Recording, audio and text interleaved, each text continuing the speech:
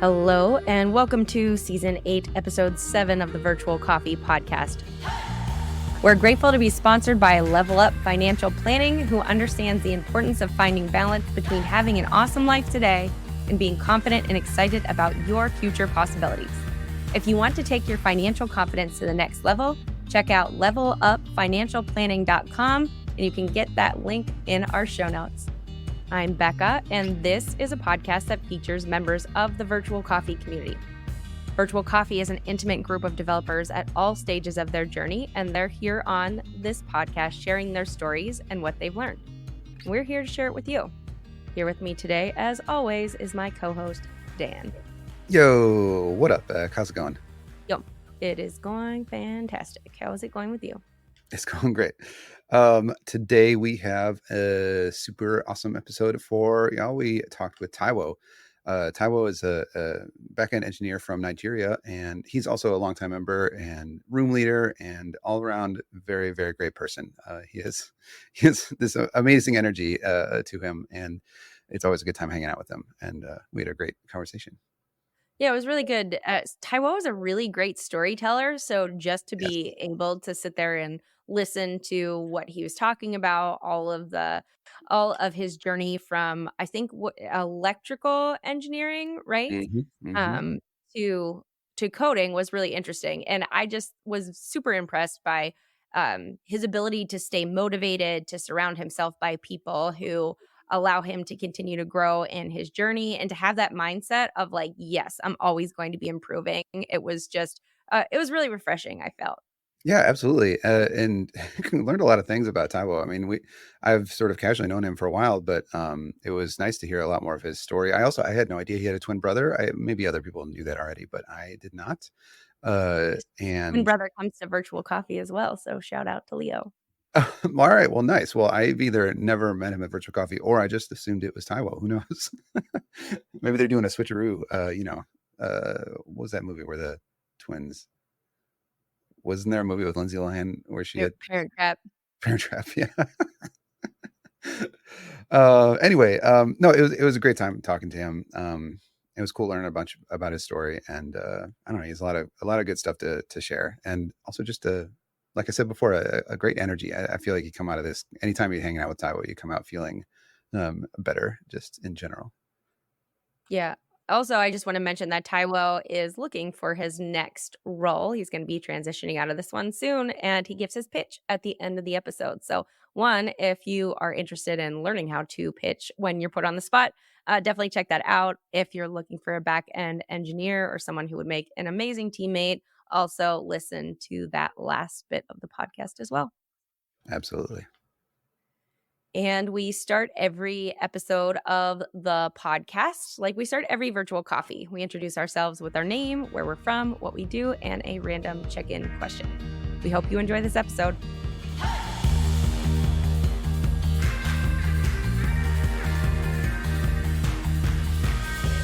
Our random question of the day is, if you wanted to do something relaxing, what would it be? My name is Bekah. I'm developer experience lead at OpenSauced.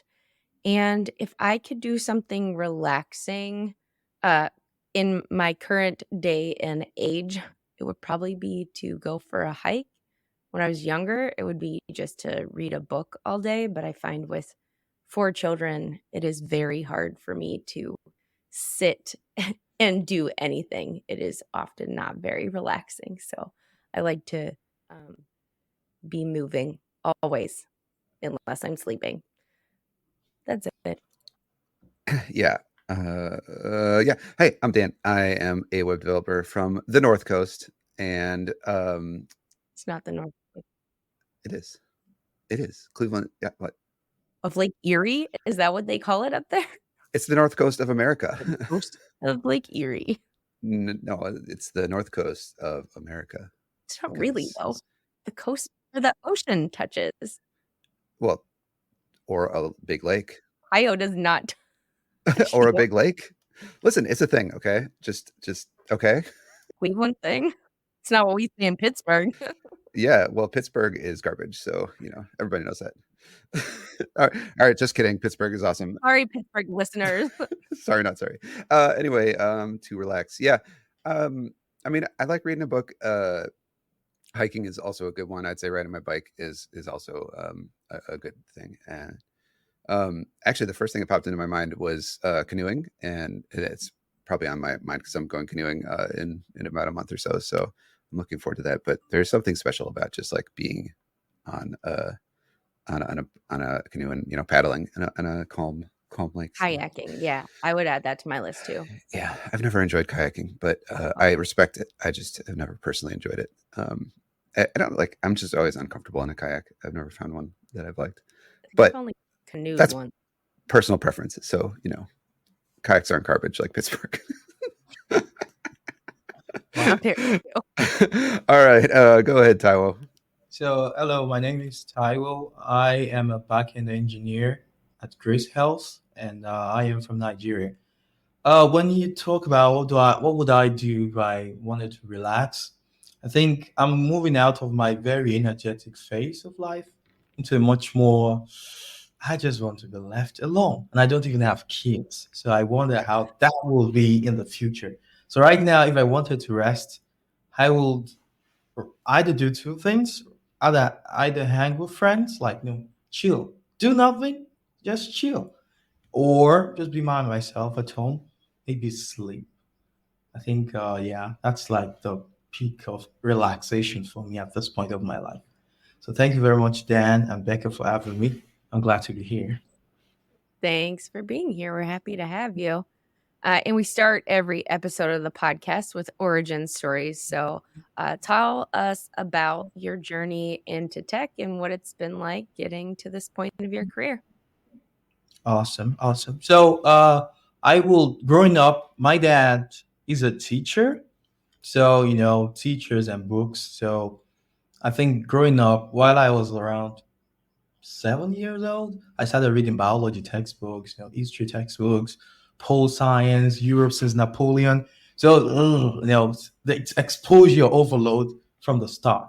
Then my dad has this friend of his that was an electrical engineer. I'm like, oh, he's so cool. I think one of the peak of that coolness was once he came to our party, and then our speaker had problems. And like magic, that time was like magic. But now I understand. But there was like magic, and he fixed it. Then everyone had something to dance to. You know how that kind of memory sticks to your, head as a kid. So that was what like, oh yeah, that's cool. I want to be an engineer. So I continued, went into university, studied electrical engineer. Surprise, surprise, engineering, and at a particular point, we had a strike in Nigeria. Nigerian universities were known for that. Just take like 2 months. Say, okay, we're striking. You didn't pay our salaries or something. And that was when I just, uh, you know, helped a friend do his thesis project. And then, lo and behold, I started writing backend code rather than just building hardware. Making planes, drones, making Arduinos and stuff like that. So that was where it all started. Like, okay, it seems like this code thing, this is all very, very interesting and it's worthwhile. So I would say in the shortest of forms, that's like the origin story.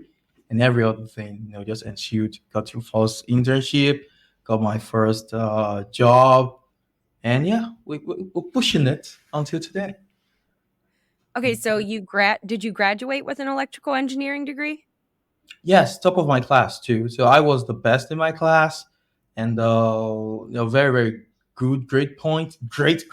In fact, but regardless, I haven't even gone. In Nigeria, we have this compulsory service that you're supposed to do after school. I haven't even done that because while in school, in my finals, I properly transitioned into software engineering. Had a full time job at that time, and yeah, once I was done with school, there was no looking back. And I still wish I could do some electrical engineering stuff. I can, but yeah, there's always a lot of code to write. So that's the stage right now. So you were working full time while you were still in school? Yes. very much. And I think the fact that I already did the bulk of the work, like I already had the highest grade point. The second person to me in class was very far away. And I knew that, okay, even if I relax now, yeah, it's a home run. And it was a home run because I did relax a lot in the finals, even though it was not as relaxed as I would call it. So, yeah, eventually everything worked out very well. And I'm very glad I did that because if I had focused on electrical engineering degree, yeah, I would be like most of my friends right now, running around and stuff. But yeah, I just traded the time, went for full time software engineering, and yeah, I'm happy that definitely was the choice I took. That's amazing. Oh, thank you. No, it's not as amazing as it sounds. I believe it's not as crazy. It's interesting and it is fascinating because coming from an hardware background, like I said, I was the top of my class. I always had something I do every semester. So, for example, I built while I was still in my first year or second year, I built like devices that you would use to take biometric attendance in class just for the fun of it. And I will build drones, and I will build a lot of weird stuff. Now, the problem with that is with hardware engineering, you have to plan it, you have to buy it, you have to make it, you have to ship it, and then it has to come back in 3 months, 2 months sometimes, and you have to put in a lot of work into the planning. But software, I can think about it and do it, and that was a selling point for me. Like think about it, there is a problem, fix it, do it, and there's this instant gratification like, oh my god, it works. Yeah, that it works. I got hooked like an addict, and I'm still hooked. So it's very hard to go back to waiting 3 months to verify that it works. So I just do it, get That's it done. awesome. Yeah. Yeah, that idea of the instant gratification, the short feedback loops, is a common one with people on the podcast, especially people who have changed careers. I think a lot of people, myself very much included, are drawn to that. The instant gratification of being able to hit save and see if it worked right away. And get a little bit of happy feelings. When you can see something working, or even not. Know that it's not working right away. Right. The electrical engineering, yeah, you mentioned having all these plans before you even start working, which I'm sure is required. You can't just kind of dive in. But I mean, I'm sure it's satisfying in its own right, but it's, yeah, it's a whole different thing, right? Do you still do some hobby electrical engineering these days, or is it kind of all behind you? I'll be yes, because if it's a career, you went to school for 5 years. It's very hard for you to read yourself off of it, and also electrical engineering comes with embedded systems, uh, you know, firmware development and stuff. And then you get sometimes because you have this in-depth understanding of how computer works, how CPU works. Sometimes it's not the best because you start thinking for the CPU, like, oh, what if I optimize? So that is a loop that I had to get myself out of. Like, stop thinking for that is hardware. This is software. You can write the most inefficient code sometimes, and it will still work. So then you can come out and make it better. But really, stop doing the work for the CPU. So far, I would say yes. I still have a couple of kids, and I do things that I want, not things that I'm expected to do. And Yeah. yeah, that's the best place you want to be. And I hope one day, with regards to software, I'm gonna be able to do things that I want to. Like, yeah, I want to do this. Maybe be a SaaS owner or something. But yeah, right now, I'm still grinding for the boss, and I hope that stops. I hope that stops. I want to backtrack just a little bit. So, how did you find that first job, especially since you didn't have a degree? Mm, very, very great question right there. So my first job requires a little clarification. I got my first job as an hardware engineer while in school too. It was more like a part-time job, but it was a job regardless. I was paid. to do stuff. Was I? I don't remember anymore. It was a long time ago. But no, transitioning into software meant I would lose all of my internships with regards to hardware. And I had a couple of them. I had a lot of international collaborations. I had a lot of open source designs. I'm out there. I was out there. And then lo and behold, I had to let all of that go. So there was this internship that just came up. Like I said, I helped a friend fix a bug. That's all I did. And then I was like, oh, this is cool. Let me continue. And then I moved on to applying for that internship, and I got in, and I spent 4 months there. Just 4 months. And after that point, the next job I got was like a referral from my brother. So I have a twin brother. He's also a software engineer. He also studied electrical electronics, and he also transitioned into software. So he applied for a job, and then he showcased one of the projects that he had in his portfolio. And the interview was like, wow, who built the backend? Oh, it's my twin brother. You have a twin brother? Yes. Really? Is he open for jobs? Yes.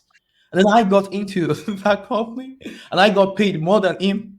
So it was it was like, oh yeah, like I got paid almost double of how much he was paid, even though I didn't even interview. I just said, oh really, you built that? Oh, you built the back, and then so that was how I got my first job. I would say referrals, and then since then, I think referrals have been very huge in my getting of job. Currently, I'm also looking to transition away from Grace into something else, and I think one of my key things I'm really really riding on is just to like ask for referrals. Like, don't worry, I very good, and we've worked together, right? And you know that. So can you refer me to your boss? And a couple of them went through. Some of them did not go through, but it's always something worthwhile to bank on. So yeah, that's the story. Crazy story. That is a fantastic story. I And love it so much. my brother, it wasn't fantastic. We'll have your brother on maybe next season or something, and we'll get his version of the story. Sure, definitely. And it was very funny because I was right beside him when he was telling the man that, oh, it's my brother. I was like this. Oh yeah, that's me. I didn't know it was gonna say send me an email. And then the second day I had an interview. I think the third day I started work, and I was collecting almost double of what my brother got. Sorry, but it was very cool. Sorry, not sorry.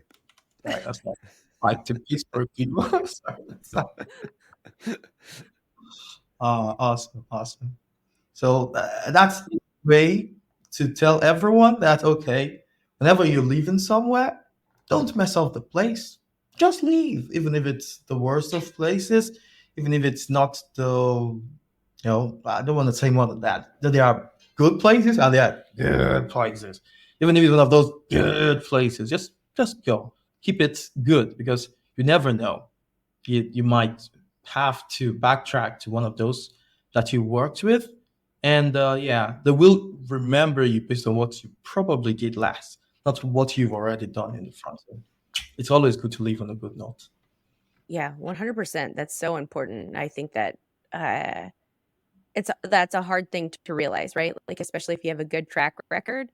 I heard somebody say in sales, like, you're only as good as your last month. And I've seen that before, where people have been stellar salespeople and then they get fired for having like a bad month or a bad quarter or something. It's like, oh, wow. Like you have to try to remember. It's not, I don't think that bad in tech, but right now things are definitely a little bit tense on the side of things in hiring. Circling back to transitioning again, how did you learn to do backend development? So I think backend development was easy for me, coming from writing code for microcontrollers. And I was like, oh, really? This is what you people do. Of course, that's like the start. That was like the introduction. And the bulk of my work was like a learning processes about projects. So within 2 months, I had 3 projects out. And like that, the feedback loop is so short. I can do this. I think I burnt out at a point, and I came back again. Like, no, there is no burning out at this point. So uh, the way I really, really learned was just doing projects, and I did not come across virtual coffee at that time. If I did, I think I might have it better than now because there is at that point I had no real industrial feedback, if you get my point. Like, I know I can get things done. There's this peak that you get to when you're learning stuff, and you're okay, I can get anything done, but I do not know what to do or whether I'm doing it right. And at that, we all know that doing it right and what to do is probably how we get paid for as software engineers. So that was how I learned. Just keep doing projects.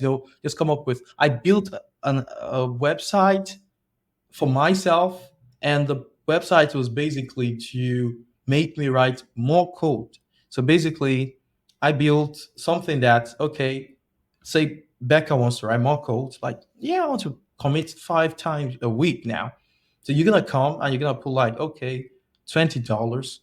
If I fail to commit 5 times a week, the system just donates your $20 to charity. And that way you have to fight not to let the money get donated. And I've been it for myself. I use it for a while. And then trust me, I stopped using it myself too. So yeah, that's one of those things that I built. And they were very good during the interview processes because it's funny. People can, what, really, you built that? So yes, I can send you the link in case you have like a kid that's not very, you want to make them do better. So yeah, that's how I learned. And since then, that's how I have learned a lot of things. Just build it. Although now that I'm getting older, I think I'm able to grab docs and just check it out, know what I want, and figure it out without building it. But initially, was a build first, ask questions later, and that worked out pretty well at that point of my life. I like that a lot. And I think that, one of the things that I'm super impressed about you is your motivation to continue to grow. Like it doesn't seem like you ever stay stagnant. You're constantly learning something new or trying something out or asking questions about things. And I think that's super important to wherever you are in your tech journey, to be able to continue to make progress on things. Because honestly, tech is a never-ending journey. It cannot stop because we have to continually move and make progress. And there's all this innovation that's happening, and staying up with the innovation is incredibly important, I think. I just want to toss that back over to you and see, like, what are your thoughts on making progress and staying motivated and keeping up with all of the stuff that's happening? Yeah. So with regards to that, I think it's one of my, say, frequent posts on LinkedIn, because I think I have this audience of very young developers. Many of them are from my school, so they know me and they just follow it on LinkedIn. So I just try to put some things out. I think foremost, you're only as good, or you can only get as good as you can be. So it's very important to know people that are very, very good, because they will set those standards for you. Starting very local, like, local job, local company, simple, just do this, get it done. At a point, you feel like, okay, is this all that there is to software engineering? And then, bam, you meet one new awesome dev, and they introduce you to this new awesome. Feel like, what? I can do this. And at that point, I think everything just shuts down, and then you just re-strategize. Like, okay, that's where I'm going now, and you keep doing that. And right now, if there is anything I'm very, very grateful for right now, is VC, Virtual Coffee, and Grace Health. Virtual Coffee, Grace Health. Virtual Coffee, why? Because everyone is there. It's not a company, it's a community, and there are very awesome people there. And I have had sessions with a lot of people, David, Albert, a lot of people, and then just by talking to them, that, oh my god, there's so much to learn. And it goes, just even reading the questions that people post, you get to know, okay, there is something like this, I want to check that out. And the more you check those things out, the more okay, I have to know this. And then with regards to Grace, I had this awesome manager, Uber Dawainine, awesome guy, like awesome. And then just by meeting him, oh my god, there is levels to this thing. It's not just, oh, I'm a software engineer. No, you have to get better. You have to get as good as these awesome people. So far, I don't see myself as good yet because I have seen so many also. I mean, Dan is here, Bekah is here. Dan's TypeScript used, everyone knows this. Mwah. So I know there's so much to learn, and at that point, you don't get full of yourself. You don't stop being hungry, and you keep shooting for it. And that sorry, I'm not English. That dynamic-ishness, that is how you get to wherever you want to go. Don't mind my English. I'm not a native. Dynamism? I know the Dynamism. what I mean. We both speak English, and that's a tough word. We have Dynamism. Dynamism, I think. I could be wrong. So if there are listeners out there and would like to correct us, feel free to do that. I love that advice, that idea of like continuing to be hungry. And I think that, sometimes that can be really hard when you start to lose motivation. But in some sense, if you continue to be hungry, I feel like that helps to provide that motivation. Have you ever struggled with motivation and found ways to like continue to be hungry in that situation? Yes and no. Yes, because I think no, because let me start from there. I think historically I'm a very, very energetic person. That if I don't have somewhere to put that energy, I might blow up like a nuclear bomb. So I just have to find somewhere to put it. So because of that, there is always this thing that pushes me until I meet something that keeps pushing me. That is one. But like as human beings, we always have our ups and downs. So yes, sometimes it just comes and everything feels cold. I have this thing called is it the winter blues? When it's cold, I feel bad. I feel like, oh my god, what's going on? Why is this world like this? So maybe most times at that point, then okay, I might need to push. And you cannot go all year around with just warm weather. You have the colds too. So overall, the fact that you have to deliver, the fact that I really, really care about what people think about me, at least in the work context, I really, really care. And I think that might be might not be the best, but I really, really care. I really care that I'm doing my best, my possible best at this point. And even if I don't feel very good, I will let you know I'm not feeling good. What or not do anything or just do it because I have to deliver. Because I also feel I get disappointed if someone says, "Okay, don't worry, it's gonna be there tomorrow," and I get there tomorrow, it's not there. I feel bad. That's why I don't like to promise people a lot of things. I will promise you what I'm gonna give you, but don't also promise me what you're not gonna give. So that's a little bit of a philosophical thing for me. So because I know I have to deliver, because I know I signed up for 40 hours a week, because I know I'm gonna get paid. I don't want to get paid for not working. So yeah, that pushes me. Yeah, at least me. That's what I would say as an answer to that. Yeah, I think that's great. I'm going to pivot a little bit here. So you're in Nigeria, and it seems like there's a pretty great tech scene happening there. Is that something that you're a part of? I think the thing is, for a long time now, Nigeria has been on the map for tech for a long time. I will say, I don't think I have had any impact on that. Why? Because we have so many awesome people, really. Just like I said, I've met Hoover, I've met Dan, I've met David, Becker, like awesome. I have also met a lot of awesome Nigerian devs. Like, wow, this is awesome. And I have met a lot more that are also killing it in the international, space.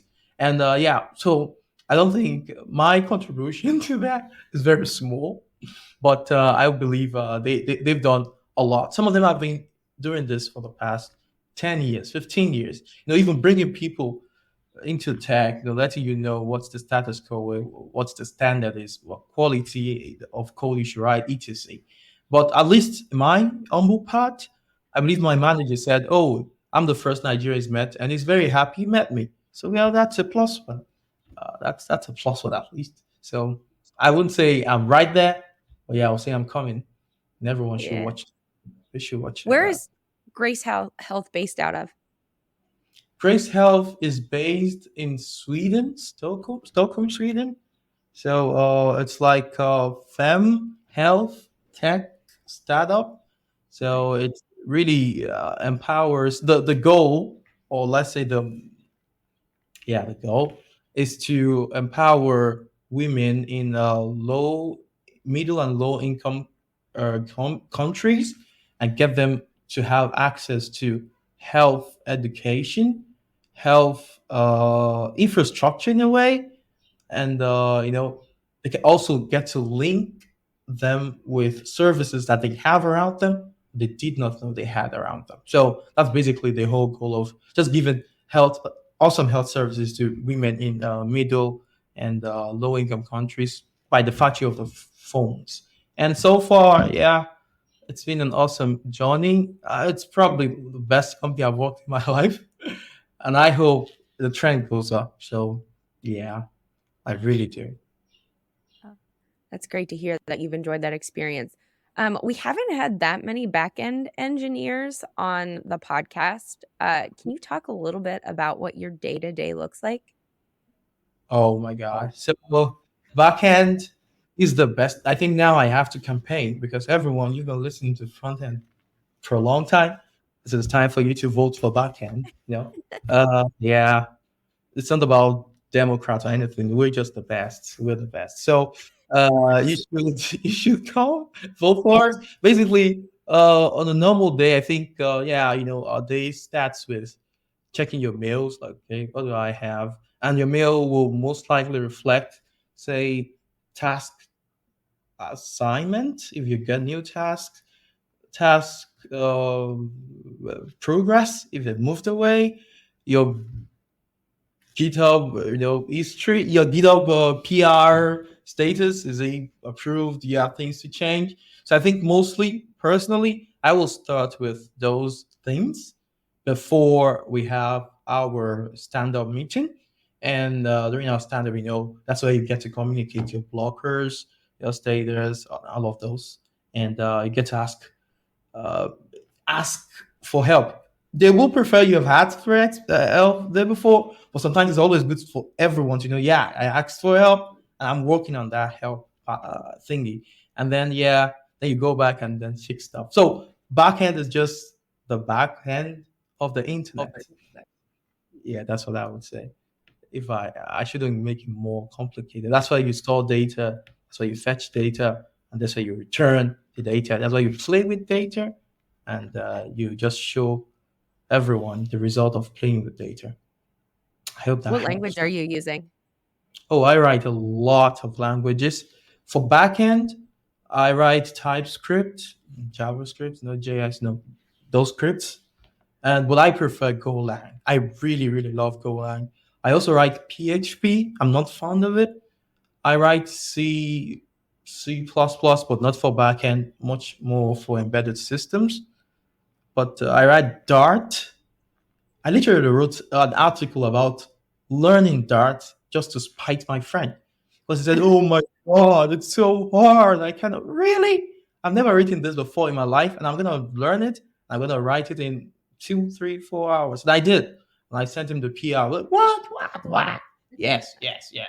Now he's earning a lot of money now in the company now. And he doesn't remember that thing anymore. That's why I wrote the article. I wrote it so that he knows that I did that. And I'll share with him the article very soon. So it's for backend mostly TypeScript, JavaScript, Node.js, and Golang. But Python, I write Python too. Whatever comes, I write, really. But I just prefer Golang. It's the sorry for everyone anymore. It's what TypeScript wanted to be. I never. Oh, spicy take. Yeah, I saw. That What? was Yeah. Why do you like it more? Like, what do you like about Golang?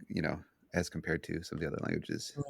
Golang. I think it's very, very the boundaries is very defined.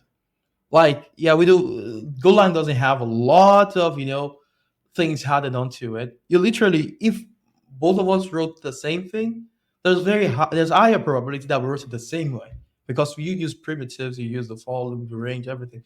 You know how you're gonna write it, and it's cleaner. It's also strongly typed, and it doesn't compile to JavaScript.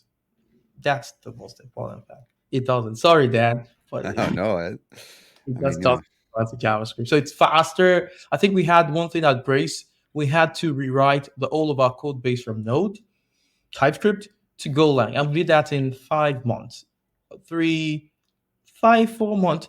3 engineers, I think, an hour. Awesome manager over. And we did cut a lot of cost. A lot of cost. And then I think if not up to like 40-50% slash because we could downsize our instances on AWS, our CI/CD ran faster.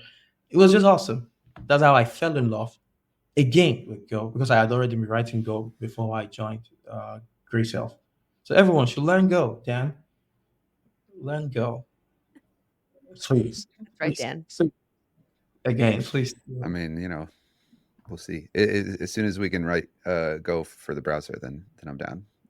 Otherwise, Yeah. is there a transpiler to transpile Go to JavaScript? The look on Taiwo's face when you ask that question, that was the only says it reason. all. Yeah, that was the only reason I asked that question. Oh, yeah. I wonder if we want to have like a Go something, how are we gonna have it? TypeScript Tuesday, Golang. Becca, I'm looking at you now. Go Thursday, go Wednesday, go Monday. No. I think it should be like go Monday. Like we'll workshop it. Yeah. Yeah, go I'll tell you Monday. that one. Let's go. Let's go. Let's go. Sorry. I was put on the spot. Yeah, we might start that. Start thinking about it. I believe VC has a lot of awesome Go developers. Just one of the notable mentions, I think, is David. And I learned a lot of things. We had quite a number of pair programming sessions. Like, oh, David, just check this out for me. Which is why for everyone that's in VC that is not leveraging on the awesome body of experience and loving human beings that we have there, you're just experiencing the V. The C part, you haven't experienced it. So VC, you've done the V, do the C. Just reach out, ask questions, let people help you. I think Becca, you might want to write that down so that we can virtual coffee. Do the V, do the C. So you are super impressive. I just want to say, all of the stuff that you talk about is, you clearly know a lot. You are passionate about the things that you talk about. You're opinionated about it. I really appreciate that. So if you were to imagine your dream job, I know that you said like maybe starting a SaaS would be in your future. What does that dream job look like? So I think my dream job, the perfect job for anyone, I would say, is a job that has its expectations very well defined. I think that's the smallest thing I can. Yes, also with colleagues, but there's a little by which you can affect that because human beings are human beings. But at least at the barest minimum, let the expectations be defined. And it's not about like, oh, this is what you're gonna do, and you get there and stop doing. No, it's more like with regards to whatever you want to do at the point, let the expectations be defined. Because at the bulk of the problems we have with human beings is the fact that you expect this and you get this. Really, you expect something good, you get something bad. You expect something bad if you're a shady person, you get something good. So with regards to jobs, I think that will be like the biggest. And if I can help it, awesome colleagues, because I tend to form long-term relationships with the people I've worked with. Like I said, I never spoil the flow when I'm leaving. I never do that. and that is why the bulk of my boss, my friends, and I can reach out to them. We can chat, talk, hang. Many of them are remote, so yeah, we just hang over the phone. But awesome human beings, very, very awesome to have. But I believe at this point, and everyone we've seen that, sometimes it might be very hard to ask, and it's very, very sorry. It's very, very crazy that it's hard to ask someone to be an awesome human being. But yeah, life just eats everyone differently.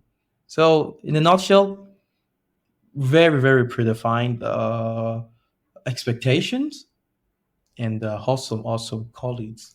And yeah, I will be happy to do work, good work too. I think that's a really good answer, and I think that's one that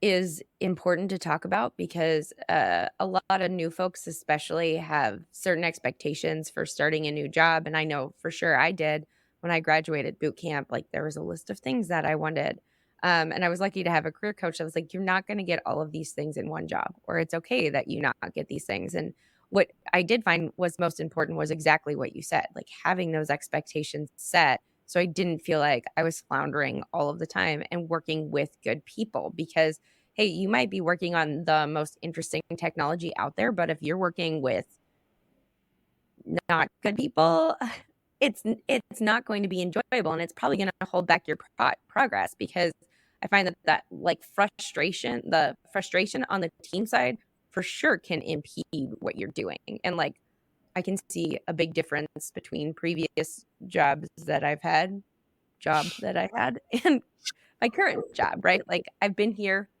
at my current job for 4 months, and I've done so much in the 4 months, probably more than I did in an entire year at a previous job. But that's because I'm not feeling blocked all the time, because there's a sense of ownership over what I'm doing. And I did love my immediate team at my previous job. But sometimes it's larger than just those handful of people you're working with, right? Like, you have to kind of figure out the overall structure of the organization and the people that are around you to see, like, is this a place that the expectations for my team are aligned with the expectations of the broader team of people, and can we all work together to accomplish these things, which can be really hard to establish or understand from any kind of interview process.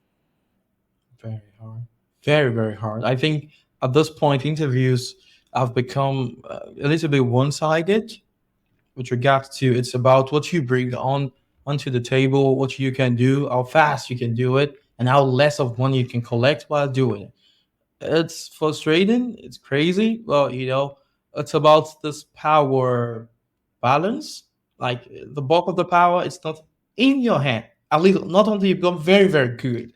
When you become very good, yeah, you can dictate. At this point, no, because currently I'm looking for another job because of certain things I don't think I can talk about on the podcast.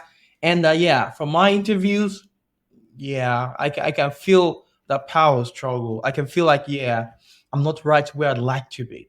I don't want to be at this position. It's not good for me. It's not even good for me mentally. Like, it's about how good, and I can do magical stuff. Trust me. But when expectations are too high or too low, well, it just messes everything up. Like, okay, now, and I have, like, currently I have a gig, and this gig, I don't really want to talk too much about it, but it like really opened my eyes to how good, how important having great, great, great colleagues is. Like, it's too much. You just want it. Well, obviously, because you cannot. Sometimes you have to eat, and you just have to. Yeah, well, I gotta eat. So yeah, that's my take. I don't even know if that makes sense. Yeah, that for sure makes sense. And I think you are looking for another job, and that's just because of circumstances of your company are changing, right? And so We have time for about one more question, and maybe this is a good time for you to give your pitch. So if you're looking for a job, tell us, who you are, what you want to do, in the way that you would pitch a hiring manager. Thank you. Now, this is where I'm going to rock. So, hello, everyone. My name is Taiwo. I'm just saying hello again because I know you've heard. But in case if you didn't hear it, this is the time to listen. I'm Taiwo. I am a backend engineer. I have 4 years of experience and a couple more before then building hardware. So, trust me, there is nothing I haven't built. Even if I haven't built it, I have thought about it, how to build it. So I'm out there looking for a backend engineering role, preferably a mid-level backend engineering role.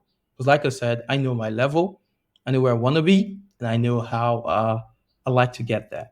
So I also double as a DevOps engineer. I love AWS. I'm quite comfortable with Terraform, all of those things. So if you need someone to get things done, that's all. I'm here for you, and I'm gonna get it done for you. I hope that's okay. Yeah, I think thank that's you. fantastic. Yeah, and I just love your constant motivation, your desire to learn and make progress, and I think that that's huge. So if you're out there listening and you're hiring, Taiwo is available and amazing. And with Yeah. that, I want to say thank you so much, Taiwo, for being here and sharing your story with us today. Oh, thank you very much for having me, Dan, Becca. This is awesome. Now I get to go hear myself talk. That's awesome. Wow. Yeah, I like that voice. All right. Thank you, Taiwo. Thank you so much for listening to this episode of the Virtual Coffee Podcast. This episode was produced by Dan Ott and Becca Harrell-Weigel and edited by Ashley Mulder. If you have questions or comments, you can hit us up on Twitter at virtualcoffee.io or email us at podcast@virtualcoffee.io. You can find the show notes, sign up for the newsletter, buy some VC merch, and check out all of our other resources on our website, virtualcoffee.io. If you're interested in sponsoring Virtual Coffee, you can find out more information on our website at virtualcoffee.io/sponsorship. Please subscribe to our podcast and be sure to leave us a review. Thanks for listening, and we'll see you next week.